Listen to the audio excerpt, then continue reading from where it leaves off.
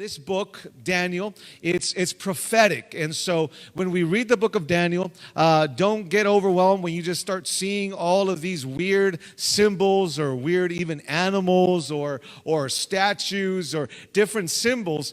Don't get overwhelmed and think, well, I don't get it, so you just shut the book and you just close it. No, this is why we're doing this. This is why I'm trying to give you ways for you to simply understand when you're reading it on your own time, when you go into detail, read the 12 chapters on your own. When you do that, you have a better understanding of what you're reading and why it was written and to whom it was written to. And so hopefully we also are able to give a good little summary of these prophecies. And so they make more sense to us. Again, remember, these prophecies are written for the people of Israel at that time. So the prophecies, some of them have already been fulfilled there at that time. But at the same time, those prophecies are for us today, and some of them have not yet been fulfilled, and so we're still waiting for some of these prophecies to be fulfilled. So it happened then, but some of them are still being yet to be fulfilled. And so understand that Daniel is simply a refugee. Let's use that term for Daniel. He's a refugee in Babylon, and that was simply taken captive as a slave, placed in a foreign land of Babylon. And so this is the setting of this book. Everything that's being written, it's in Babylon, no longer in Jerusalem. Now, remember I showed you last week where Babylon is, and so there's Jerusalem, there's Babylon. They came where today, this is a modern map of the same area. It's basically where Iraq is today and Israel. So if you would walk it, and like they did, just simply walked it, so it's far, but it's really not that far. It's 235 hours. So obviously walking it is far. It would be much shorter if you drive it. But this is that area. So whenever you talk about Babylon, understand that it is a whole different country, whole different empire. But by the time that they take over Jerusalem, Babylon has already taken over this whole area. Now, at that time, remember, this is before Christopher Columbus. And so to them, this area is the earth, the world. And so the Babylonians, they wanted to control the world. And so that was their goal. So to them, they weren't talking about North and South America. They weren't even talking about Africa that much. They were talking about the Asia, the Middle East, and parts of Europe. And so to them, this was the world.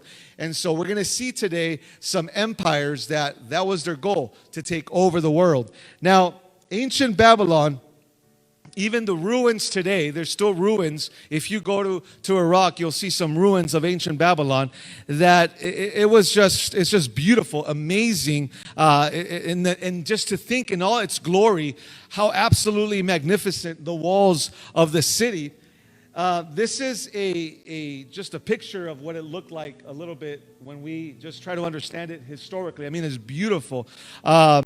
85 feet thick, the walls that surround it, 85 feet thick, 300 feet tall. There was 65 feet above the level of the wall. There was then these watchtowers, which made it even more impressive. And so they were guarded. It was like a fort. It was a castle. It was all protected. And even around the city and by the wall. By the way, the circumference of the city is 60 miles all around. And then around the city, they built a moat or water. So it was protected that way also. So very heavily protected. And through the center of the city of Babylon went the Euphrates River. You've heard of the Euphrates River, right down the center, under the wall, through the city. And so that's how they got water. They had lots of vegetation. It was a beautiful city. And then the wife of the king, she hated that area because it was just flat desert. If you go to Iraq today, you've seen the pictures or the videos on TV of Iraq. You've seen it. It's basically just desert, flat. There's really nothing there other than oil. Well, the wife of the king hated that. Well, he built this mountain. That's why he built it up so high, because he wanted to show her that, no, I could build a mountain for you. And so then right in the middle, this is one of the wonders of the world back then. And so right in the middle, they call them the Hanging Gardens. Again, right in the middle of the desert, everything's dead. They had enough power to create all this. And so it was very modern for the time, obviously. And so they had water coming in through the city and would water these gardens, and they would just hang down. It was beautiful. And so very sophisticated, protected city. And so the founder of Babylon, his name was Nabopolassar. Okay, Nabopolassar. Now, you've heard of Nebuchadnezzar. Nebuchadnezzar, this is Nebuchadnezzar's father. So Nabopolassar is the dad of Nebuchadnezzar. So we know Nebuchadnezzar, we've heard of him. He's mentioned in this book a lot. We're going to see he actually wrote part of Daniel, which is crazy if you think about it, that this evil king, he actually gets to write part of our Bible. He named him, his father named him Nebuchadnezzar because in their language, it means Nabu or O Nabu, which was one of their gods. So Nabu is one of their gods. That's why he was named Nabopolassar. But Nebuchadnezzar, Nabu, is one of their gods. And Chadnezzar, or Kednezzar, the second part of Nebuchadnezzar, means protect my son. So basically it's Nabu, protect my son, or oh God, protect my son. What's interesting about this God, of the many gods they had, is that he was the God of wisdom and prophecy. And so that means a lot to us, especially when we read the book of Daniel, because Nebuchadnezzar, he didn't have anyone in his whole palace that could interpret his dreams. So he had all these dreams and these visions, and no one there could interpret until he found one man named Daniel. And Daniel shows up, and he showed that it wasn't Nabu, their God, but Yahweh, the God of Israel, the one true God, the God of wisdom and prophecy. And so it wasn't Nabu, their God, that was going to speak and give them interpretation, but it was God, our God. And so throughout this book, we will see really the battle between gods. And obviously, the only living God wins every time. So it's not really a battle. But we're going to see how the gods of this world, the made-up gods by man, they couldn't answer the questions that Nebuchadnezzar had. And so, but we need to know a little bit more about this Nebuchadnezzar. We know that he had a hot temper. He was an angry man. Remember back in the stories of Isaiah and also Jeremiah, when he shows up into the city of Jerusalem, he takes the King Zedekiah, the king of the southern kingdom, Judah, and he takes the king, and even though he was trying to escape, the king, he's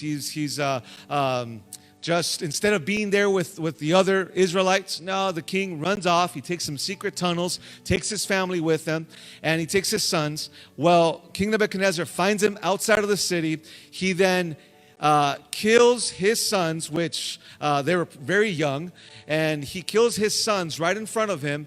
And then as soon as he does that, Nebuchadnezzar goes and pokes his eyes out so that the last thing that he remembers and the last thing he saw with his eyes was his sons being killed. This is the kind of man Nebuchadnezzar was. And so we know he was crazy. And in chapter 3 of Daniel, we're going to see later, that tells us that whoever doesn't worship the statue of him, of Nebuchadnezzar, he's going to be thrown into a fiery furnace. You've heard the story. We're going to see it tonight.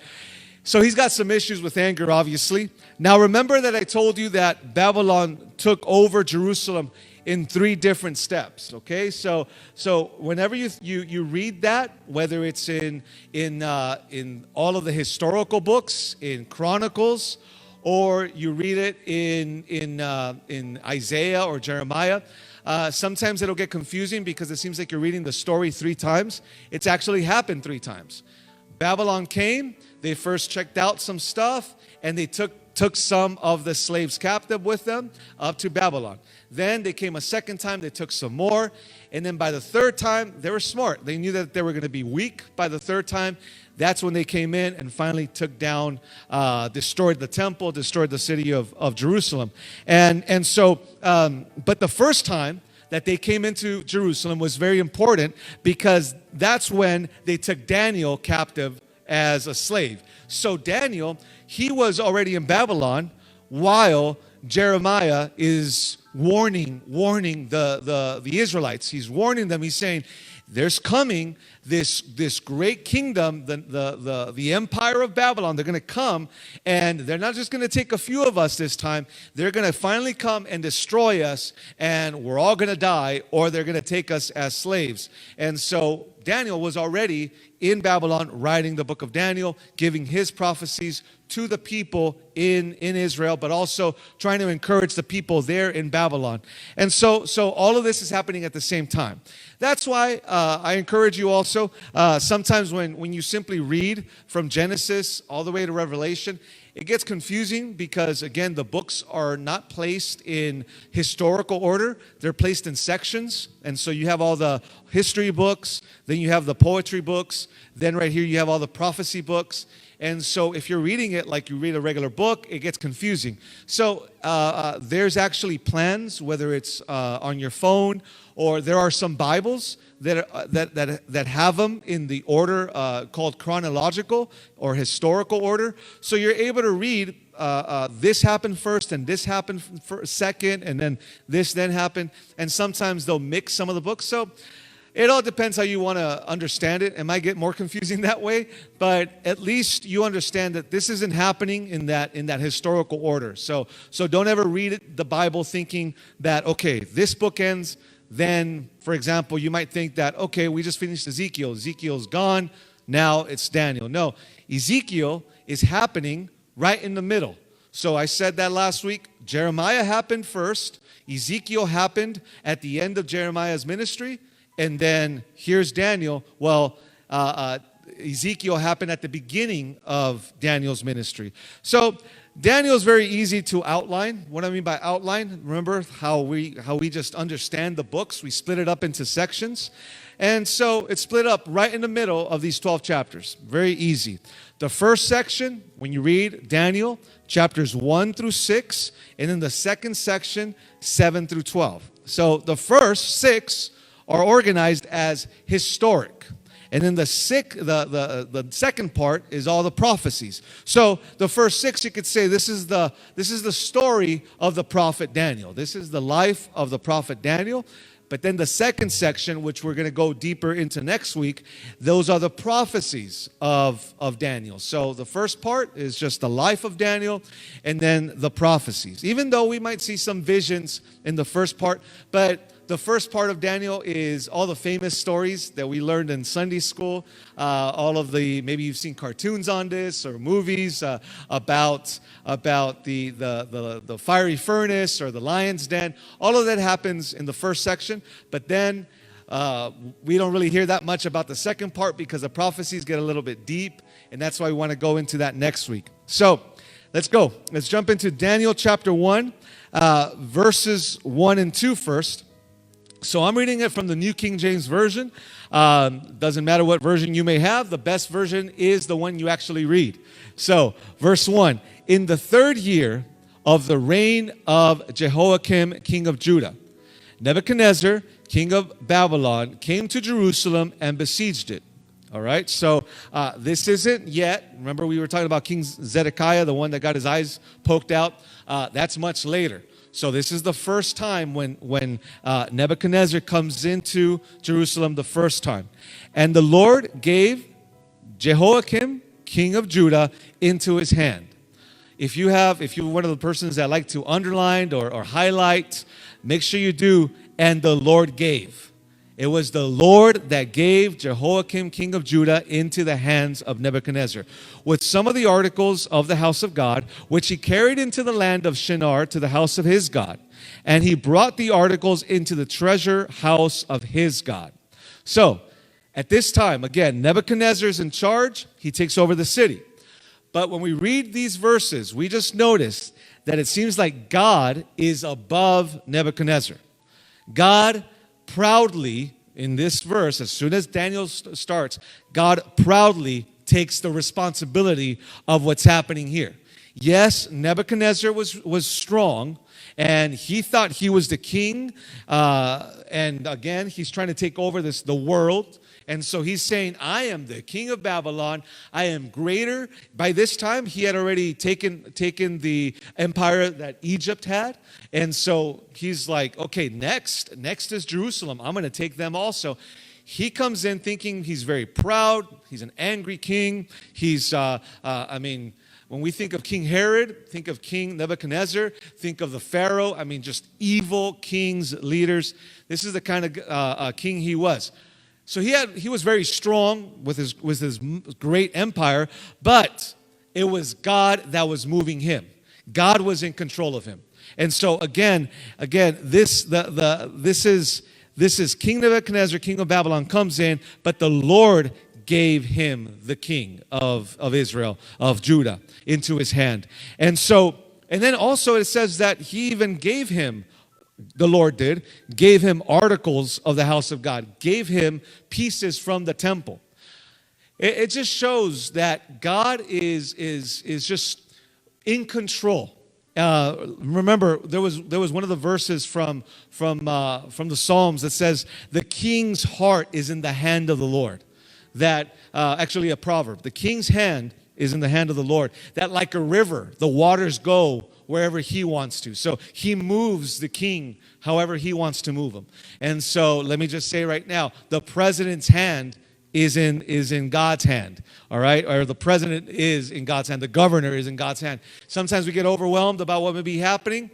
God has a plan. He knows what he's doing. And if he ever needs to intervene, he will intervene. And he allows these things to happen.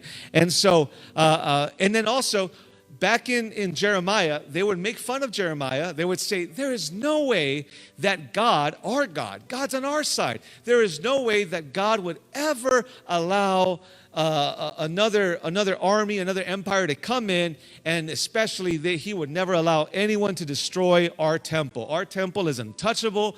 There is nothing, no one can do anything to our temple. And Jeremiah is saying, if you continue to sin, God is going to punish you. God is going to allow, remember, punishment never comes from God, but he allows the punishment. He allows the consequences to come.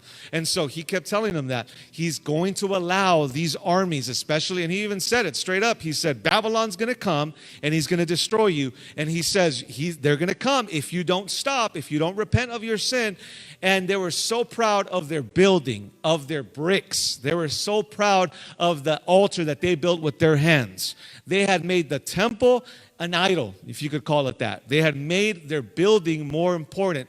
And so because of that, they just let that happen. And so God, we always ask the question, why would God allow this to happen? Why would this allow God this specifically to Israel? Well, again, he's sentencing them for their sins. He is allowing all of this, the consequences of them intermarrying other religions, other people, disobeying God. They kept doing things that God told them, don't do it. And all the way from Deuteronomy, he told them, part of the law is obey me and I will protect you. If you disobey me, I will step away and you're going to be alone. And now you won't be able to protect yourself. You're a little nation. Don't be arrogant. Don't be prideful. The only reason you have this land and no one else is taking over you is because you are protected and because of me, because of God. And so he says, if you disobey me, I'm going to leave you on your own and you will have no protection. So he's using all of this to sentence their sins. In the same way with us, it's not that God is punishing us. Why would God do that? Why would God allow this to happen? No, it's our own consequences. We told God, we don't want anything to do with you, God, and that's what happens. But then he's also not just sentencing them, he's setting them up in a good way. He's setting them up to get Daniel into this key position to write this book and influence 5 historic kings in the future. And so all of this is God's plan. So how many times do we blame the devil for everything, right? We always say, well, the devil is doing this to me. The devil's attacking me. It's just the devil, this and that. Now, of course, obviously, yes, Satan has been against you. But it's not always Satan. It's sometimes we make decisions also that lead us to that, and then God then has to allow these things to happen because we said no to Him, or we always hear, we might even say it, how can God, who is a God of love, how can He do that? I keep seeing people say things on social media. If there's a God, when is He going to stop 2020? You know, when is He going to stop these crazy things from happening? Well, because He is God, maybe He continues to allow it until we figure it out ourselves to go back to Him. He's been doing so much in those that are willing to hear and listen and submit themselves to God in the midst of all this craziness. So, yes, there is a God, and because He loves us as a good Father, He will allow us to be corrected. And think of the wisdom of Joseph. I bet back when we studied Genesis, Joseph, he went through some things that we would never understand. He ended up in that hole. His brothers sold him. He ends up as a prisoner in Egypt. He goes through all of this, but then ends up as the second one in command of all of Egypt. But he said, Satan meant this for evil, but you have meant all of this for good. We know that this is the promise of God, that He will always turn it around for good. And so we know that that's the promises even for us in 2020. But then in verse 6 in chapter 1, it tells us who the captives were that Babylon takes, who the prisoners were. In verse 6, now among those of the sons of Judah were Daniel, Hananiah, Mishael, and Azariah. To them, the chief of the eunuchs gave names. Watch this. So to them, the chief of the Babylonians, he gave them new names. He gave Daniel the name Belteshazzar, which means in their language, God protect the king, which is so interesting that they gave him that name, Belteshazzar. To Hananiah, he gave them Shadrach. To Mishael, he called him Meshach. And to Azariah, he called him Abednego. So we know Shadrach, Meshach, and Abednego. Those are the Babylonian names in their language. But Hananiah, Mishael, and Azariah, those are the Jewish names. You've heard of people when they came, when slaves are moved around, they're given different names. People today in history, they'll say, well, that's my slave name. They changed the names. Nebuchadnezzar, he thought it was important to steal their private identity. This is what identified them as people. It was their names. Their names were so important. Why? Because to a Jew, it wasn't just what they called you. That was their spiritual identity. Remember, when a baby is born, they wait 8 days till finally name him. Because when a baby is born, they want to know. They want to hear from God, but also they want to know the baby's personality. So if the baby is a crybaby, they'll call him crybaby. Literally, they'll name him that. Or if he laughs or whatever, they'll call him Isaac, a laughter. Or depending on how they acted, or also depending on the promise that God had given them. So they would name him according to their personality, their identity. And so to remove that from them, it was like removing God from their life, or the promises that God had for them. Daniel, for example, means God is my judge. That's what Daniel means. Now a new identity is given to him. So they changed that. Nebuchadnezzar knew this. You're gonna see what happens. He wants to change them so that they could little by little become or have the Babylonian mind, the Babylonian mindset. So they're no longer Jewish men worshiping and honoring God from birth, from the moment their name was given to them. Now they're becoming not just slaves, but now they're becoming Babylonians. He wants to change them. He wants to conform them to the patterns of Babylon. In Romans chapter 12, verse 2, you know this verse. Do not conform to the pattern of this world, but be transformed by the renewing of your mind. The world is always working hard to keep us in the pattern of their world.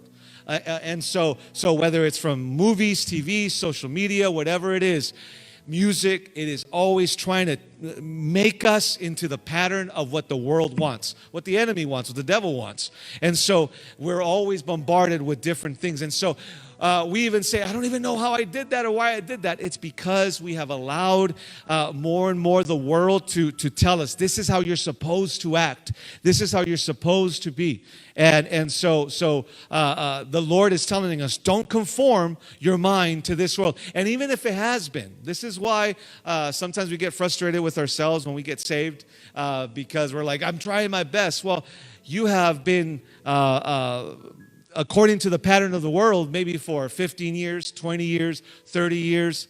And it takes a while for the Holy Spirit to finally remove all of that and to finally have a brand new mind, be transformed, being born again. That's why that's so important. And so we want to always be in the image of God. We want to have His personality, His characteristics. We want to be holy. That's our goal. The world wants us to be in the image of the world. Nebuchadnezzar wanted them to be Babylonians, to be under his image. He wanted to control them. And so throughout the rest of this book, we're going to see that this is what God is warning these Israelites as they now live in Babylon. We are not of this world. That's why we always feel uncomfortable. That's why it doesn't matter how much we try to fit in. We say it to young people, you don't have to fit in. But I think as adults, it happens to us also. We try to just have a good time with family members that are not Christian. We try to just be good, normal people in this world.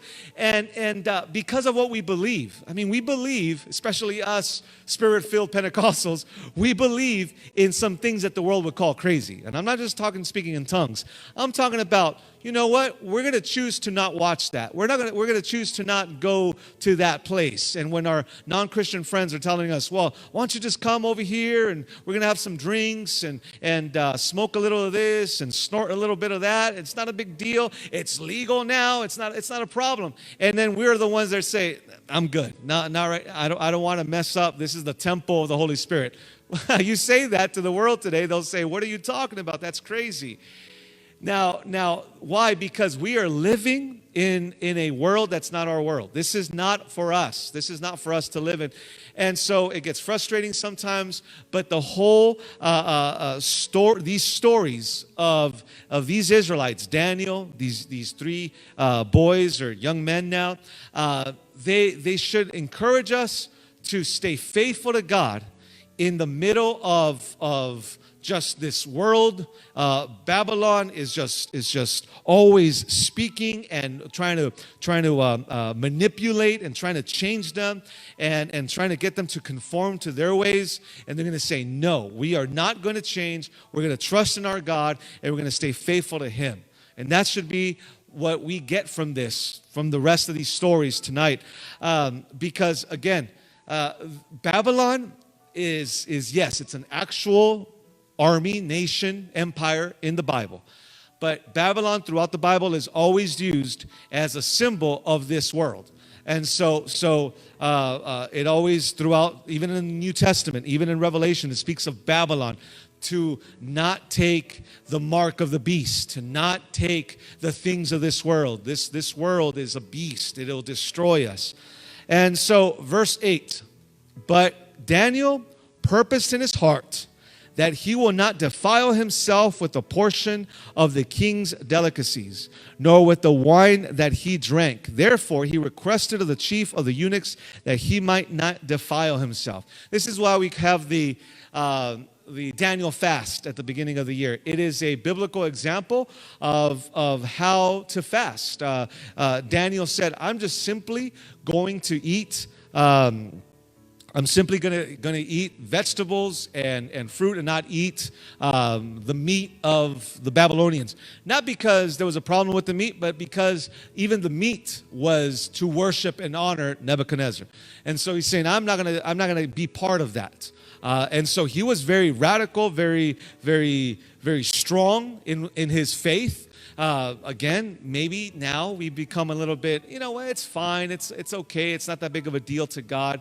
And so there's that line between being religious, and I know sometimes there's some people that get a little bit religious, and then there's that line of just simply being faithful to God. And we pray that God gives us wisdom to know how to choose. And you know what I mean, whether it's clothing, whether it's maybe going to the movies, having a TV at home. You know, there's a lot of people that would say, oh, I'm a Christian, I don't believe that we should have TVs at home. All right, but they watch everything on their phones. So, you know, I'll just leave it at that, okay? So that's being religious and being, you know, having all these rules. But maybe we just simply have a TV at home, but we use godly wisdom of what we're going to watch, okay? You know, I know that it used to be a sin to even walk by the theater. If you walked by the movie theater, it was a sin. And I'm serious. I remember people used to tell me that they used to get in trouble when they were young for even being by the theater. And so all of those things, again, you can get religious and get legalistic and all of that. We're not talking about that. We're talking about using godly wisdom to make the right choices in a world that is sinful, and we're trying to stay faithful to God. So for 3 years, this is what they did. They trained these captives. They took care of them. They clothed them. They fed them well. They're so smart. So they come in as slaves, and they don't just throw them out in the field to like start working. No, they took care of them to get them to think, wow, life is so much better here than it ever was in Jerusalem. Our God didn't protect us, and life was difficult in Jerusalem. I don't ever want to go back. Does that sound like this world? Does this sound like what the devil does for us? Does this sound like the story of the prodigal son? That he goes, and for a while he's using all the money, he's having a good time, he's got friends, he's having a great time, he's partying, everything's great, and then all of that is gone. All of a sudden, he is just there in the middle of his own sin. Now he's having to eat from pigs. And Satan here on this earth, he will always make it flashy, make it beautiful. Everything looks so good, and we just follow everything that people are doing. And then all of a sudden we're like, man, why would I ever want to be a Christian? Why would I ever want to go to church? This life is so much better. And right now, we're very visual people, right? We're seeing things. I'm just thinking about young people and older people. You see videos of people with just stacks of cash and just fanning cash, you know, and they're showing it off, and the cars they're driving, and they're sitting in their yachts, and it's just the clothes and the multi-thousand-dollar belts and shoes and everything that they have, all the gold and jewelry. And you're like, well, why would I ever want to be a Christian if I can't have any of this? It seems like Christians suffer so much. Why would I ever want that? This is Nebuchadnezzar using lots of earthly, evil wisdom to try to manipulate them to think, we don't ever want to go back. We're happy in Babylon. This is better. But Daniel could have easily said also, well, when in Babylon, let's do as Babylonians do, right? He could have simply said that. Hey, let's hang out here. Let's, if I ever return, it doesn't matter. No one's going to say anything. It was difficult. So, hey, I'm in Babylon. This is what we do here. And so he could have simply said, what happens in Babylon stays in Babylon. He could have just said that. Who cares? If we ever go back to Jerusalem, well, great. But as long as I'm here, I'm just going to have fun. But Daniel, he was living with a purpose. He had a purpose. When you're living with a purpose, you don't make excuses. You have a purpose. You have a goal in mind. You have a focus. You have a conviction that you're not going to change. You know what Jesus did for you on the cross. And again, that's what should always remind us every day. If you've seen the hands and feet of Jesus nailed to the cross because of your own sins, and you understand his love and his grace and his mercy, that gives us purpose to live for him and to stay holy for him and to make decisions for him, not so much for our own comfort, not just because nobody else is watching, but we do this to honor him. So chapter 2 is a good illustration of how God uses insomnia when we can't sleep. All right, look at chapter 2, beginning in verse 1. Now, in the second year of Nebuchadnezzar's reign, Nebuchadnezzar had dreams, and his spirit was so troubled that his sleep left him. So then the king gave the command to call the magicians, the astrologers, the sorcerers, and the Chaldeans to tell the king his dreams. The Chaldeans were a group of people that were good at all of this, astrology, sorcery, witchcraft. So they came and stood before the king, and the king said to him, I had a dream, and my spirit is anxious to know the dream. So with being the king, Nebuchadnezzar, it brings a big price tag. All the worries of the kingdom. He was worried about his enemies. He's just worried he can't sleep. Now, we all have dreams, right? We all have dreams. Some of us have the same dream 5 times in one night, right?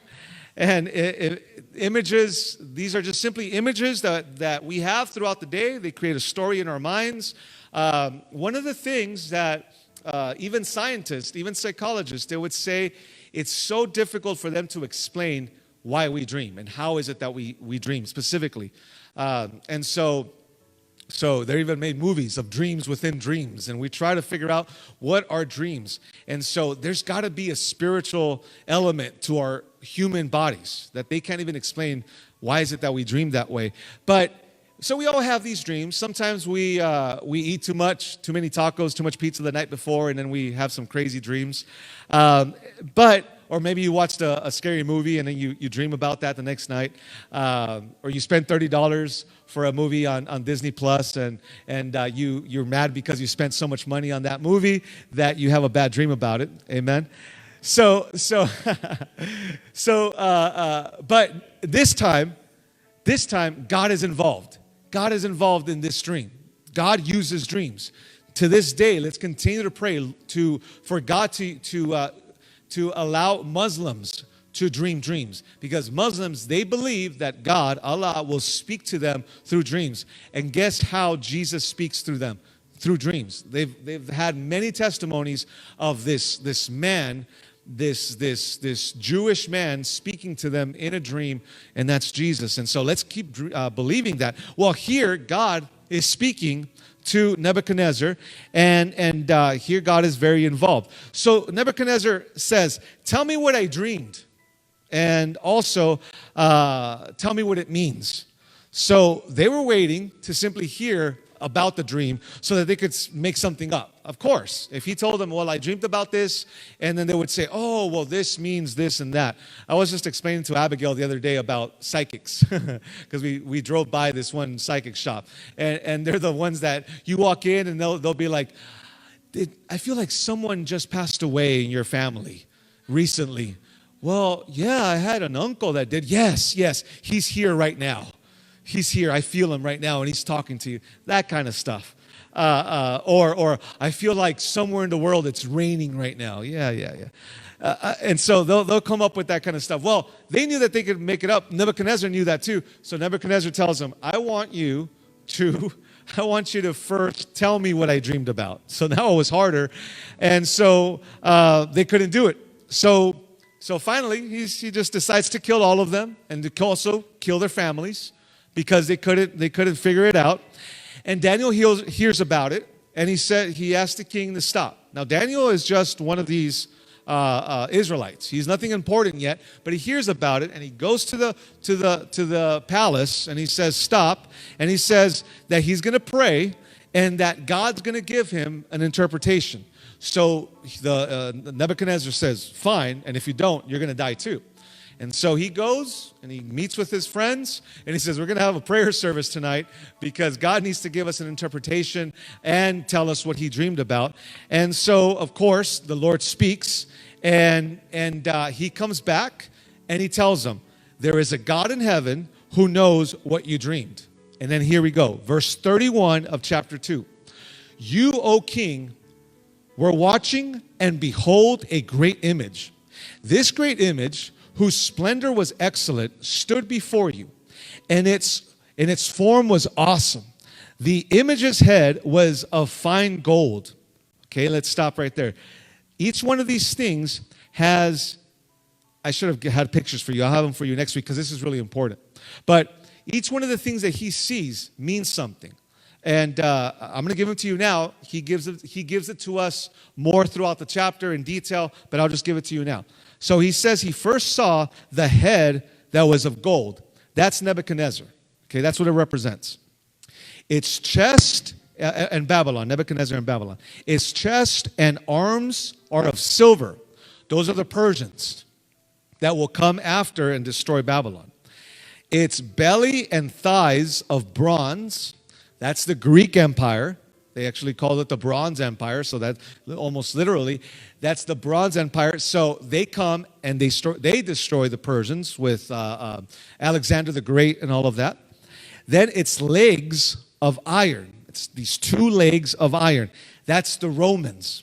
And its legs are long. And that represents that this big image, this big statue with long legs, that represents that is the empire that will last the longest. It actually lasted 1,000 years. And then it was actually divided in two. That's why it's two legs. There was the east and the west of the empire. So then its feet partly of iron and partly of clay. Verse 44 later on in this chapter says that the toes, those 10 toes of the feet, are the 10 future kings. And that verse goes along with chapter 7. We're going to see in chapter 7 where he sees a beast with 10 horns.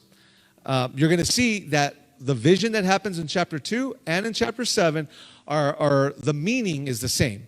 So he sees a beast with 10 horns. But also in Revelation chapter 17, there is also 10 horns and 10 kings. So it's all connecting. So because of these verses, scholars have been waiting for a revived Roman Empire. That means that one day there's going to be a new Roman Empire. So they've been waiting on what that looks like. So a strong, powerful empire that takes over for 1,000 years, that takes over the world. And so that one day it's going to happen again. Some people have said that the United States of America seems a lot like an evil Roman Empire. Okay? Don't want to offend proud Americans, but we have to be very careful that we do not take the mark of the beast, that we do not follow more the riches of this world over what Jesus is calling us to follow, which is him. And so just keep that in mind. We're going to talk more about that next week. But there's one day going to be another Roman Empire. Now, chapter 2, verse 34. You watched while a stone was cut out without hands, which struck the image on its feet of iron and clay and broke them to pieces. So Nebuchadnezzar is dreaming from these times all of the way to the time of Jesus. Jesus is that stone. Jesus is the stone that will come and break all of the kingdoms of this world. So he's describing 4 different kingdoms in this statue, but that stone is going to come and destroy that statue, and that's the stone named Jesus. Verse 35, then the iron, the clay, the bronze, the silver, the gold were crushed together and became like chaff from the summer threshing floors, that it just became like wheat, just being blown. The wind carried them away so that no trace of them was found, and the stone that struck the image became a great mountain and filled the whole earth. Praise God. That, again, that's a symbol of Jesus there. So by chapter 7 of Daniel, Daniel has another vision, but it has the same meaning. So another different vision, but the same meaning. This is speaking about those same 4 empires. He sees beasts, and those beasts are identified again as Babylon, Persia, Greece, and the final empire we find out is Rome. We're going to get to chapter 7. So all of this is placing the kingdoms of men against the kingdom of God. Focused on the day of the Lord, the day where Jesus will return. Whenever you see the day of the Lord, that is the day, basically Judgment Day, the day when Jesus will return and he will judge. But at that moment, the stone destroys that image. So what did Nebuchadnezzar see in his vision? He saw an idol. He saw a statue. God spoke to him in his language. He was used to statues, idols, all of this. So God speaks to him and he says, you need to understand that these things are about to happen. So but Daniel, he sees a beast. And so we're going to see how all of this is just fulfilled in history. Because then later the Persians show up, then the Greeks, show up, and then the Romans show up, and then finally the Romans take over by the time of Jesus. So the Bible speaks of 10 nations in the end times also that will work together as one empire. Isn't that amazing? So it talks about those 10 toes, and we haven't seen anything like that just yet. But it speaks that in the future, there will be 10 different nations working together, and that they will become one strong empire and try to take over the world. So what's interesting is that they both saw the same prophecy from different viewpoints. Nebuchadnezzar saw it from the human viewpoint. He saw a statue of a man. And Daniel saw it from God's viewpoint. He saw the spiritual side of it. So Nebuchadnezzar was impressed with the statue. He thought, wow, yes, this powerful statue that represents me, he thought. But Daniel saw the beast destroying each other. These beasts, these armies that are basically destroying one another. And then so after chapter 2, 16 years passed by. Now Nebuchadnezzar is more powerful now. And so now he could do whatever he wants, he thinks. In chapter 3, verse 1. Nebuchadnezzar the king made an image of gold whose height was 60 cubits and its width 6 cubits. He set it up the plain of Dura and the province of Babylon. And then so it describes how he made this huge statue that's hundreds of feet high, but that and then they would play all this music with flutes, and it describes all the kinds of music that they would play, and he wanted everyone to bow down and worship the statue of Nebuchadnezzar, and if you didn't, that he would throw you into a fiery furnace. You bow or you burn. That's the command. Either you bow to the statue or you burn. Now, Nebuchadnezzar was very prideful. He said, by this time, I really believe that this is his response to the vision. Instead of him as a man recognizing, wow, there's going to be these other beasts that are going to try to take my kingdom, I need to be wise. And obviously the king of, or the God of Daniel was able to interpret this. Let me find out more about this God, and let me bow down to this God. But no, he made it about himself. He said, forget the silver, forget the bronze, forget the iron. Let's make the whole statue made of gold, and which to him, it's going to represent that his kingdom is never going to fall. There's no other kingdom. The whole statue is made out of gold, and so no one's ever going to take over me, he thought. And so we know the story. Let me just read it. Verse 12. There are certain Jews whom you have set over the affairs of the province of Babylon, Shadrach, Meshach, and Abednego. These men, O king, have not paid due regard to you. They do not serve your gods or worship the gold image which you have set up. They came and they snitched on them. And verse 13, then Nebuchadnezzar in rage and fury gave the command to bring Shadrach, Meshach, and Abednego. So they brought these men before the king. Nebuchadnezzar spoke, saying to them, is it true, Shadrach, Meshach, and Abednego, that you do not serve my gods or worship the gold image which I have set up? If that is the case, our God, whom we serve, is able to deliver us from the burning fiery furnace. That's verse 17. He said, I'm going to throw you into the fiery furnace for not obeying me. And they said, our God is able to deliver us from the burning fiery furnace, and he will deliver us from your hand, O king. But if not, they said, this is awesome. We love that part. God's going to deliver us. But look at the faith that they had. This is mature faith. Verse 18. But if not, let it be known to you, O king, that we do not serve your gods, nor will we worship the gold image which you have set up. In other words, if he saves us, awesome. If he doesn't, we're still not going to worship you.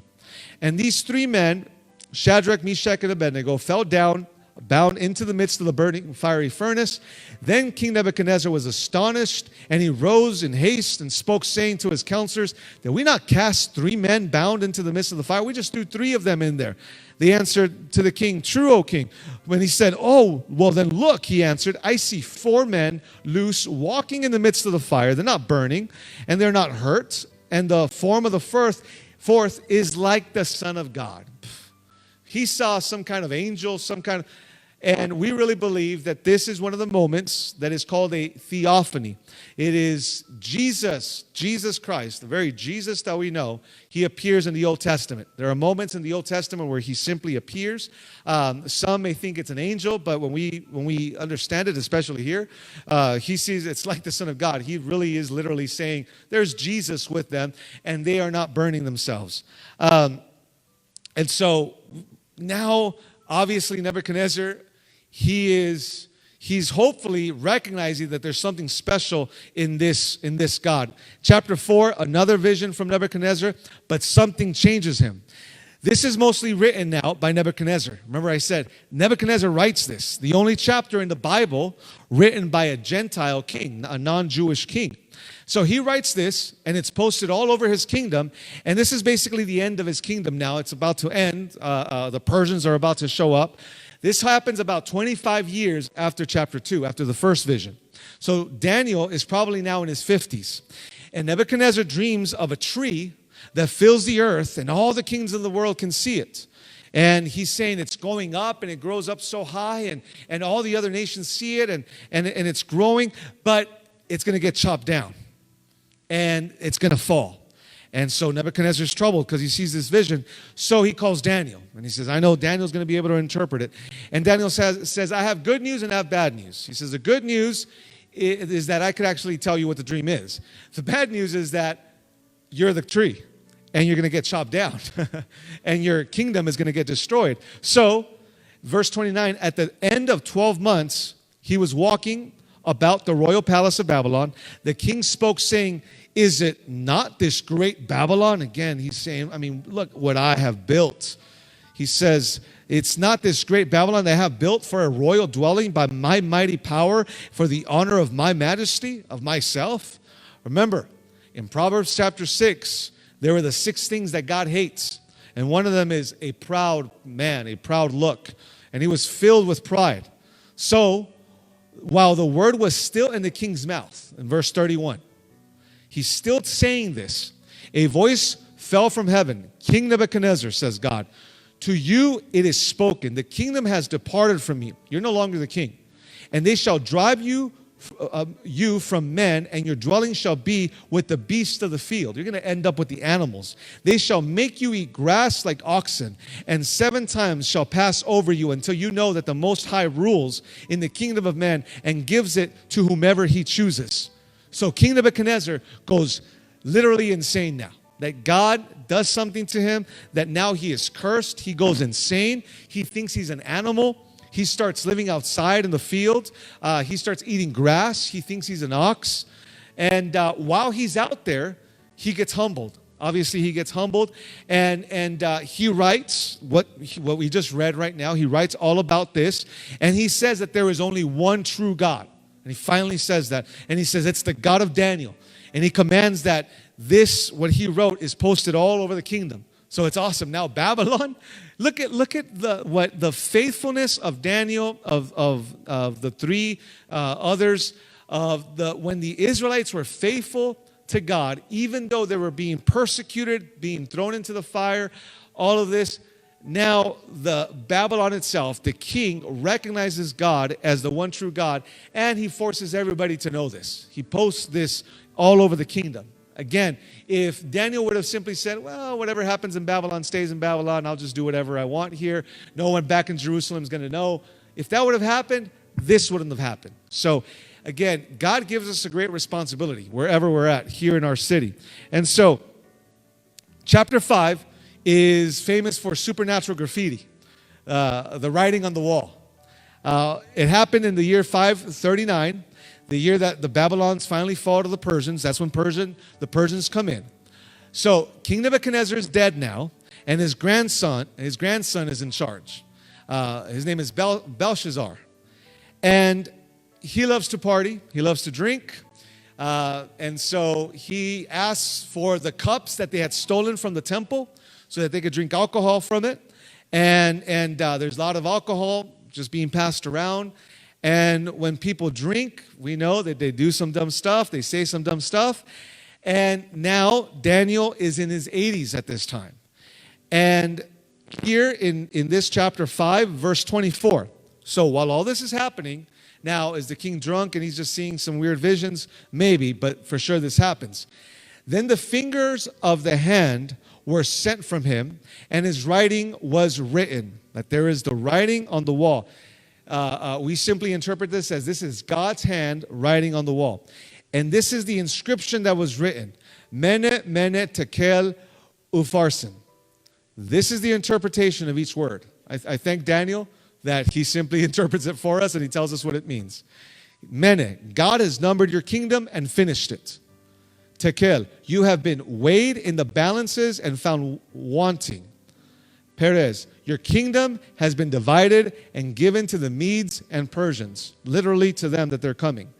Then Belshazzar gave the command, and they clothed Daniel with purple and put a chain of gold around his neck and made a proclamation concerning him that he would be the third ruler in the kingdom. I mean, again, so Belshazzar, he is drunk, he's crazy, but without him even thinking and knowing, he made him the third most powerful man in all of Babylon. Daniel wasn't asking for this, but he received this blessing. So much that by the time that the Persians do come in, they have to honor him because he's an important man there in Babylon. So the very moment, though, that Daniel was making this interpretation, he's telling them, this is what the things on the wall means. The Persians were already inside the walls of Babylon. What they did is that river that passed through the city, they were smart because it went under the walls. Well, outside of the city, they stopped the river from flowing, the water from flowing. And so now there was a hole under the wall, and the whole army started to go in under the wall. They just went under where the dry river was, and that's how they came in, and that's how they attacked the city from within. So by chapter 6, Persians already rule Babylon, and then Darius is the assistant to King Cyrus. King Cyrus is one we've been hearing about all the way from Isaiah. And by this time, Daniel is 87 years old. And Daniel is still very active, and God is still using him. And so that's very encouraging to all of us, okay? So don't think that because you get to a certain age, God can't use you anymore. No, God is still using him. And so Darius doesn't like this old man, that he is somehow an important man among the Babylonians, who he doesn't even look Babylonian. He looks more Jewish, and Darius doesn't like him, and so he doesn't want to. He doesn't like that everybody honors Daniel, and even Cyrus is having some counsel from this man. So Darius tries to find a crime to get him in trouble, and so as he looked around, he couldn't find anything wrong with him. He was flawless. He had no broken laws. He had done everything right. So he thought, let's get something in the spiritual life of Daniel. Let's get him to do something that we're going to attack his spiritual life. So verse 5, it says, then these men said, we shall not find any charge against this Daniel unless we find it against him concerning the law of his God. There it is. So they said, well, let's do something that goes against his religion. So the new law, for 30 days, they said, you can't pray to your God, only to the king. So now this is the Persians. Now Nebuchadnezzar is dead. Babylon is dead. Here are the Persians. It's almost happening again. Now they're telling them you could only worship Cyrus. So Daniel, what he does is he says, all right. So he goes up into his room, up like in a balcony. He opens up the windows and he starts praying loud so that everyone could hear he's praying to his one and only God. And obviously he gets arrested. He's thrown into a den of lions. And we know the story that he's thrown into the den of lions. And Daniel spends the night with the lions. And it says that it doesn't say it, but I just imagine that he slept pretty well that night. He was just at peace. He knew that God was going to take care of him. But Darius, it says that he had insomnia that same night, that he couldn't sleep. He was worried. He was stressed out. It's like Peter in the book of Acts. Remember that they threatened that they would cut off his head. That they would cut off his head, and that as soon as he comes out, they're going to kill him. And Peter, he's praying he's just sleeping between two soldiers in the story, and he just falls asleep that night. How? Because he knew that he wasn't going to die that night. Because Jesus told him that when you're old, Peter, that they're going to take you, they're going to stretch out your arms, and they're going to kill you. But he promised him when you're old. And by this time, Peter was still a young man, and so he knew he had a promise, and he rested on that promise. He knew that he wasn't going to die that day. He thought, hey, sure, chain me up, I'm fine, I'm going to sleep. Same for Daniel. Daniel knew that he would return back and see Jerusalem. He had that promise from God. And so when they threw him into the lions, he thought, God said, I'm going to see Jerusalem, and I'm going to live tonight. And so, again, when God promises it, it happens. So We're going to finish tonight with chapter 7. Here's the second part of all the prophecies. Remember, chapter 7 is the same message from chapter 2, but just a different vision. He sees a winged lion, which that is Babylon. He sees a bear, which that's Persia. He sees a fast-moving leopard, which is Greece. And he sees a terrible beast, which is the Romans. Now, you have to understand that in the whole Old Testament, of all the chapters in the whole Old Testament, the Jewish people, even to this day, that's the most important chapter for them. Now, when we read it, it seems it's a prophecy, it's vision. It's hard for us to understand, but to them, it's like if they had a book or a movie and it represented them, and they can't wait for it to finally happen. In the United States, we really don't have, as Americans, we don't have something that really unites us all, and there's one story that we're all about. I can't really think of one, but they are all united on this Daniel chapter 7. They believe that there will be a Messiah. Obviously, for us, we know that he already came. But for them, they believe that there was a Messiah that was promised that will come and take down all of these. That will take down the lion, which is Babylon. That will take down the bear, Persia. Take down the leopard, Greece. Take down the beast, Romans. And so they just knew that this is what was going to happen. So that was their great promise, and that they would make Israel the great kingdom once again. So, but I just want to share with you, this is what happens in this verse when he comes and says, and you've heard this maybe in a song, but it's from Daniel chapter 7. I was watching in the night, verse 13, I was watching in the night visions, and behold, one like the Son of Man. Remember, that phrase is describing Jesus, the Messiah someday, the Son of Man. It is basically describing God in the flesh, that God would become like a Son of Man, like a human. So he says, coming with the clouds of heaven, he came to the Ancient Days, and they brought him near before him. Then to him was given dominion and glory and a kingdom, that all the peoples, nations, and languages should serve him. His dominion is an everlasting dominion, or a kingdom, which shall not pass away, and his kingdom the one which shall not be destroyed. Imagine being a Jewish slave, and you just saw or read the vision of these terrible beasts, which represent these huge armies, these huge empires that are going to continue to destroy them. And they thought, well, how will we ever be able to come against that? Well, then it says that there will be a king that will come, and he will be the one that will come down from heaven on clouds, and he will come and he will be the one that will have a kingdom that no one else will ever be able to destroy. He's going to destroy those kingdoms, and he's going to be the strong one at the end. And so imagine being a slave at that time. I mean, that was so encouraging. That's so hopeful. And just being Jewish during this time. And then, remember, between the Old Testament and the New Testament, there is no more. There's no one is speaking, no one is prophesying, but they're holding on to the promises, especially to that one of Daniel chapter 7. That one day God's going to send a king that's going to destroy it all. Now, sadly, they thought it was going to be a literal king like King David, that they were going to be strong and powerful, but that the king was going to come to destroy not earthly kingdoms, but the kingdoms of hell. That he was going to destroy sin. And that king is not an earthly king, but that king is the king of heaven, the kingdom of heaven, that he would then, not just for 1,000 years, but for all eternity, he would be the King of Kings. So we just saw 3 different visions. Remember the first one about the statue, the second one, the hands on the wall, and this third one, the different animals, the beasts. All 3 visions have to do with being faithful in the middle of persecution. Being faithful to God even though everything else is an attack.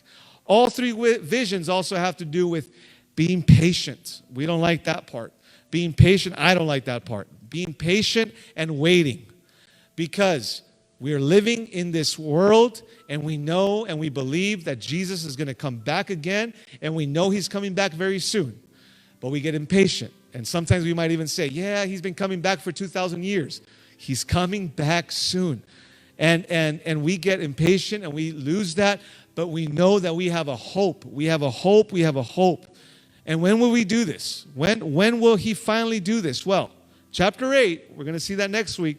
But chapter 8, chapter 9, it's going to start giving us an understanding of this ultimate persecutor that is called the Antichrist. Not in the Old Testament, but we understand as the Antichrist.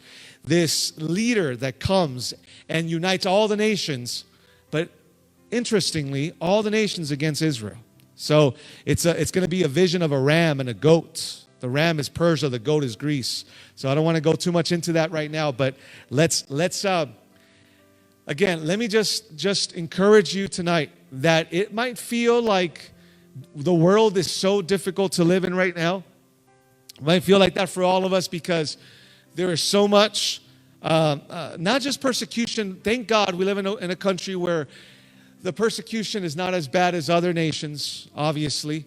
Even though it might feel like it's becoming more and more real.